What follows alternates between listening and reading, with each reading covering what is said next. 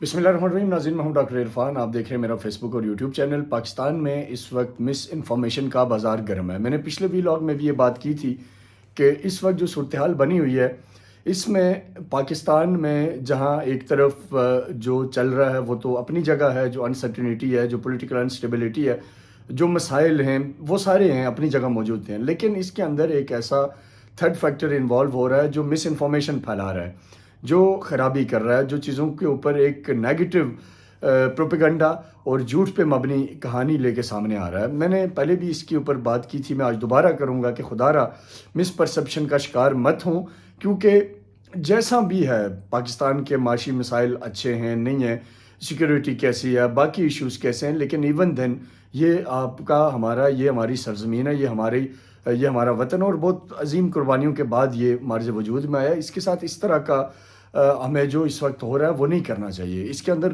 ظاہر ہے جو فیکٹرز ہیں، میں نے پہلے بھی بات کی تھی کہ باہر بیٹھے لوگ ہیں جو اس پوری صورتحال کا فائدہ اٹھا رہے ہیں، اور وہ ہر گزرتے لمحے کے ساتھ، ہر ہونے والے ایونٹ کے ساتھ، ہر ہونے والی ایکٹیویٹی کے ساتھ وہ اپنے آپ کو ٹیگ کرتے ہیں اور اس کا فائدہ اٹھاتے ہیں. اور اس کے اندر کچھ ظاہر ہے ہمارے ہاں جو موجودہ حالات بنے ہوئے ہیں وہ بھی ان کو موقع دے رہے ہیں. تو اس وقت جو سب سے زیادہ انفارچونیٹلی جو تنقید کا نشانہ بنا ہوا ہے جس ادارے کے اوپر، وہ افواج پاکستان ہے، جو کہ انفارچونیٹ ہے. ایک پچھلے دنوں لندن میں بھی اس کے اوپر ایک پروٹیسٹ ہم نے دیکھا کہ آرگنائز کروایا گیا. اس کے اندر ڈیفرنٹ لوگ تھے اور عجیب و غریب وہ باتیں کر رہے تھے جس کا کسی صورت پاکستان کو کوئی فائدہ نہیں ہوگا. اور آج میں یہ دیکھ رہا تھا، ابھی میں نے ولاگ اسی لیے بنایا کہ ایک طرف یہ سارا پروپیگنڈا، ایک طرف یہ ساری نیگیٹو باتیں، ایک طرف ان کے اوپر الزام تراشیاں، بہتان، اور دوسری طرف ہم یہ دیکھ رہے ہیں کہ وطن کے بیٹے اپنی مٹی پہ قربانیاں دے رہے ہیں. اور آج بھی 3 فوجی جوان شہید ہوئے ہیں وطن کی حرمت پہ. خیبر پختونخوا کا جو ڈسٹرکٹ ہے ڈیرہ اسماعیل خان، اس کے قریب ایک علاقہ ہے سگو، وہاں ٹیررسٹ کے اوپر ایک آپریشن کیا گیا جس میں حوالدار اظہر اقبال، نائک اسد اور سپاہی محمد عیسیٰ وہ جام شہادت نوش کر گئے. اور اس کے علاوہ آپریشن میں ایک اور سپاہی ہیں، اصغر نام ہے، اور حذیفہ ہیں جو شدید زخمی ہوئے ہیں، اور جبکہ 3 ٹیررسٹ جو ہیں وہ جہنم واصل ہوئے ہیں. تو ان میں جو محمد اظہر ہیں، حوالدار اظہر جو شہید ہوئے ہیں، ان کے 4 بیٹے اور 1 بیٹی ان کے سوگواران میں رہ گئے جو شہید ہو گئے. اسی طرح خانیوال سے تعلق رکھنے والے نائک محمد اسد کی ایک بیٹا، ان کی اہلیہ سوگواران میں ہیں. اور اسی طرح جو جنوبی وزیرستان سے تعلق رکھنے والے محمد عیسیٰ تھے، ان کے سوگواران میں ان کے والدین ہیں، 2 بہنیں ہیں، 3 بھائی ہیں.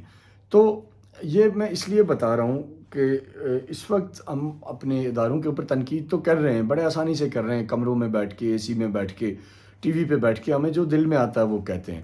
لیکن ہم یہ نہیں دیکھتے کہ آج یہ جو ملک کھڑا ہے اس کے اوپر اگر ہم ڈیٹیل کے اندر جائیں تو کیا فیڈریشن قائم رکھنے میں، آپ ہسٹری کے اندر چلے جائیں، مجھے بتائیں کہ جی کس پولیٹیکل پارٹی کا کردار ہے.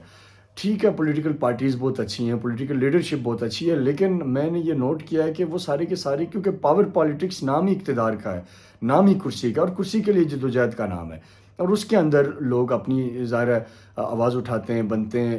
آپ کوئی بھی پارٹی لے لیں پاکستان کی، اپوزیشن میں ہوتی ہے تو اس کا بیانیہ کچھ اور ہوتا ہے، حکومت میں ہوتی ہے تو اس کا بیانیہ کچھ اور ہوتا ہے. میں کل شہباز شریف صاحب کی سٹیٹمنٹ پڑھ رہا تھا تو وہ کہہ رہے تھے کہ جی سابق وزیر اعظم عمران خان صاحب فوج کے خلاف ایک منظم پروپیگنڈا چلا رہے ہیں. تو مجھے ہنسی آ رہی تھی، میں نے کہا یہ کیسے بھول گئے کہ جب میاں نواز شریف صاحب جی ٹی روڈ کے اوپر جو باتیں کرتے رہے یا باقی لوگ کرتے رہے. تو اس لیے پولیٹیکل انفارچونیٹ ہمارا یہ پاکستان کے اندر المیہ بن چکا ہے کہ ہم سیاسی لوگ جب پولیٹکس کے ڈومین میں آتے ہیں تو وہ حکومت کے اندر ہوتے ہیں تو وہ اسٹیبلشمنٹ اور فوج کے حامی ہوتے ہیں، اور حکومت سے باہر جاتے ہیں تو وہ اسٹیبلشمنٹ اور فوج کے خلاف ہوتے ہیں. یہ ہمارے سیاسی نظام کا ایک بدنما چہرہ ہے جس کے اوپر کوئی بات نہیں کرتا. لوگ بس روزانہ کی بنیاد پہ کبھی کوئی بات کر رہے ہوتے ہیں، کبھی کوئی کر رہے ہوتے ہیں. یہ ایک چیز ہے. اچھا، دوسری طرف جو اس وقت جو حالات ہیں اس کا تعلق بھی مس انفارمیشن اور ڈس انفارمیشن کے ساتھ ہے. بہرحال اس کے اوپر میں تھوڑی سی بات کروں گا کہ ہمارے صافتی برادری کے صدیق جان صاحب ابھی کل ان کو گرفتار کیا گیا، اور پھر ان کے قریبی دوست احباب ساری رات بیچارے پتہ کرتے رہے لیکن کہیں پتہ نہیں چلا کہ وہ کہاں ہیں. اور آج بالآخر اسلام آباد پولیس انہیں لے آئی اور انہیں اے ٹی سی کی عدالت میں انہیں پیش بھی کیا گیا، اور 1 روزہ ان کا ریمانڈ بھی جاری کیا گیا. اور جب پولیس سے جج صاحب نے پوچھا کہ جی آپ نے انہیں گرفتار کیا ہے تو ان سے آپ کیا برآمد کریں گے جس کا آپ ریمانڈ مانگ رہے ہیں، تو انہوں نے کہا جی ہم ان سے شیل برآمد کریں گے. تو یعنی یہ کہ صدیق جان صاحب وہاں سے شل لے کے گئے ہیں، اور یا لے کے گئے ہیں یا شل پھینک رہے تھے، کیا ان کے اوپر الیگیشن لگائی ہے، بہرحال اللہ نوز. بٹ یہ کہ صدیق جان جو ہے وہ سوشل میڈیا کے اوپر ایک بڑی جاندار آواز رہے، اور انہوں نے اپنی بڑی محنت کر کے چیزوں کو بنایا. ہم نے بھی دیکھا صدیق جان کو بنتے، گو کہ میرا کوئی پرسنلی بہت لمبا ان کے ساتھ انٹریکشن نہیں ہے، ایک آدھ دفعہ ملاقات ہے، لیکن محنتی نوجوان ہے، ابھرتا ہوا نوجوان ہے. پاکستان کی صحافت میں اس طرح کے جو محنتی اور ایماندار اور اسٹرگل کرنے والے نوجوان ہیں، ان کو آگے آنا میں سمجھتا ہوں کہ خوش نصیبی ہے اس سسٹم کی. اور بڑے ڈیڈیکیٹڈ قسم کے نوجوان ہیں، اور بڑی جس طرح آپ ان کی رپورٹنگ دیکھ لیا کریں کہ وہ کس حد تک کسی بھی کیس کے اوپر جاتے ہیں تو کتنی اس کے اوپر محنت کرتے ہیں. جہاں تک ان کے اوپر یہ لیبل ہے کہ جی وہ ایک پولیٹیکل پارٹی کے لیے بہت زیادہ بات کر رہے تھے، تو یا اس کے اندر کوئی اور مختلف طرح کی باتیں بتائی جا رہی ہیں، وہ ایک الگ معاملہ ہے. آپ اس کے اوپر میرا ذاتی اوپینین یہ ہے کہ اگر میں بھی ملک کے خلاف کوئی بات کرتا ہوں، گو کہ صدیق جان کی میں نے کبھی کوئی ایسی چیز نہیں دیکھی کہ وہ پاکستان مخالف ہو، میں نے ہونیسٹلی نہیں دیکھی. لیکن بہرحال جو لوگ یہ کلیم کرتے ہیں تو وہ ان کو پتہ ہوگا کہ وہ کس بیس پہ دہشت گردی کے مقدمات بنا رہے ہیں. وہ ضرور کچھ نہ کچھ انہیں چاہیے کہ وہ پروڈیوس کر کے لے آئیں، ورنہ ویسے تماشا نہ بنے کہ ہر دن ایک آپ ایسا کام کروا دیتے ہیں آپ سے، یا گورنمنٹ کرواتی ہے، یا کس کے کہنے پہ ہو جاتا ہے جس کا بعد میں کوئی فائدہ نہیں ہوتا.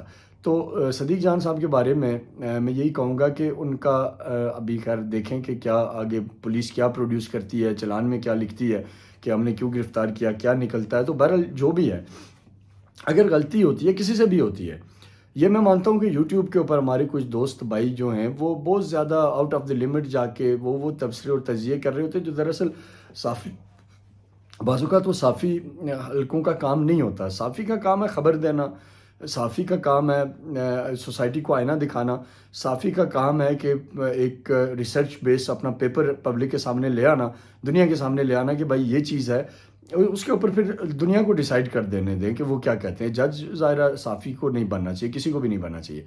تو اب اس میں صدیق جان صاحب کے کیس کے اندر بھی کل سے ہم دیکھ رہے ہیں کہ جی طرح طرح کے رومرز سوشل میڈیا کے اوپر پھیل رہے ہیں. پہلے کوئی کہہ رہا ہے جی وہ اس بلڈنگ میں ہے، کوئی کہتا ہے جی وہ اس بلڈنگ میں ہے، کوئی کہتا ہے جی ادھر ہے. تو یہ اس طرح کی جو مس انفارمیشن والا جو ایک چیپٹر اس وقت پاکستان میں گرم ہے، یہ سب سے زیادہ خطرناک ہے. اور اس کے اندر بہت زیادہ نگیٹیویٹی کے بڑھ رہی ہے، فرسٹریشن بڑھ رہی ہے. وہ لوگ جو ریسرچ نہیں کرتے، جن کا سورس صرف ڈیجیٹل میڈیا ہے، وہ اس کے اندر ان کو مس انفارمیشن فیڈ کی جاتی ہے، اور وہ اس مس انفارمیشن کی بیس پہ ان کا جو سب سے زیادہ تنقید کا ہدف ہے وہ قومی سلامتی کے ادارے ہیں. اس لیے میرے بھائیوں میں یہ گزارش کروں گا کہ کسی بھی معاملے میں، کسی بھی کیس میں، کسی بھی حالات کو جب تک آپ پراپر آبزرو نہ کر لیں، جب تک پراپر ڈائجسٹ نہ کر لیں، سمجھ نہ آ جائے، اس کے اوپر ایک دم کامنٹ نہ کریں. اور اس ویڈیو کے آخر میں یہ ضرور کہوں گا صدیق جان صاحب کے لیے کہ اگر انہوں نے کوئی بھی غلط کام کیا ہے، اگر ان کے خلاف کوئی ایسے ایویڈنس ہیں ریاست کے پاس کہ جس سے وہ لگتا ہے کہ جی وہ اینٹی اسٹیٹ آدمی ہے یا انہوں نے ملک دشمنی کی ہے، تو وہ چیز سامنے لائیں، بتائیں کہ جی یہ انہوں نے کیا. اور اگر انہوں نے نہیں کیا تو ایک ابھرتے ہوئے نوجوان کو، ایک محنت کرنے والے نوجوان کو اس طرح کی چیزوں کے اندر خوار نہ کریں. اس سے کوئی فائدہ کوئی نہیں ہوگا، کیونکہ انہی لوگوں نے یہی وہ لوگ ہیں جنہوں نے بہت پازیٹیو کام بھی کیے ہوتے ہیں. ہمیں ایک دم سے اچھے کام بلا کے ایک غلطی کے اوپر کسی کو عبرت کا نشان نہیں بنانا چاہیے. مجھے اس والی صورتحال میں یقینی آئیڈیا نہیں ہے کہ صدیق جان صاحب کے اوپر اس وقت جو کیس ہے اس کا پیچھے پس منظر کیا ہے اور کس وجہ سے ہو رہا ہے. کیا وہی ایک ویڈیو جس میں وہ کسی لڑکے کو کہہ رہے ہیں کہ یار شل یہاں سے نہ پھینکو کیونکہ واپس یہاں پتھر آئے گا، کیا اس کو بیس بنایا گیا ہے، کیا چیز بیس بنائی گئی ہے؟ بہرحال اس کے اوپر آگے دنوں میں پراپر ریسرچ کے ساتھ دوبارہ آؤں گا. لیکن میں یہ ضرور بینگ اے جرنلسٹ، پچھلے 12 سال سے میں بلوچستان سے لے کے کشمیر تک اور پاکستان بھر میں نے ٹی وی پروگرام کیے، اور میرے 90% ٹی وی پروگرام کا آبجیکٹیو ہمیشہ یہ رہا کہ پازیٹیویٹی، پاکستانیت، نیشنل انٹیگریشن اور جو ہمارا ڈیفنس ہے اس کی مضبوطی کی بات کی. تو میں یہ اپیل کروں گا ان تمام سٹیک ہولڈر سے، جو اگر یہ میرا ویلاگ کسی تک پہنچ رہا ہے، کہ خدا کے لیے ایسے اقدامات کی طرف مت جائیں جس سے بلا وجہ کی نفرت پھیلے. اور اگر کوئی اور آپ کے بیاف پہ کرنے کی کوشش کر رہا ہے تو اس کو بھی اس وقت لگام دیں، کیونکہ یہ وقت نازک ہے، ڈس انفارمیشن کا دور ہے. غلطی میں کروں گا، غلطی کوئی اور کرے گا، غلطی کوئی ایس پی کرے گا، غلطی کوئی ڈی سی کرے گا، لیکن اس کے جو تنقید کا رخ ہے وہ بڑے مہارت سے کچھ ایسے عناصر بیٹھے ہیں جو موڑ دیں گے آپ کی طرف. تو اس لیے خدا کے لیے اس وقت اس ساری صورتحال کو سمجھیں، نازک صورتحال ہے، اور حالات کو سمجھیں. اور میں عوام سے بھی کہوں گا کہ ہماری افواج پاکستان کو اس وقت تنقید، ہدف تنقید بنانا یہ کوئی سمجھداری نہیں ہے. ایک بڑا معروف مقولہ ہے کہ اگر آپ کے ملک میں ہر وقت ایک فوج ضرور ہوگی، وہ فیصلہ آپ نے کرنا ہے کہ وہ آپ اپنی فوج ہوگی یا وہ دشمن کی فوج ہوگی. تو مجھ سے اگر پوچھیں گے being a son of soil, تو میں یقیناً کہوں گا کہ پاک فوج ایک عظیم فوج ہے، قربانیوں کی تاریخ رقم کی ہے، اور آج اگر یہ ملک قائم و دائم ہے تو اس کے پیچھے پاکستان فوج، اس کے آفیسرز، اس کے سپاہیوں کا، اس کے گمنام ہیروز کا مقدس لہو شامل ہے، جنہوں نے اس ملک کو انٹیکٹ رکھا ہوا ہے.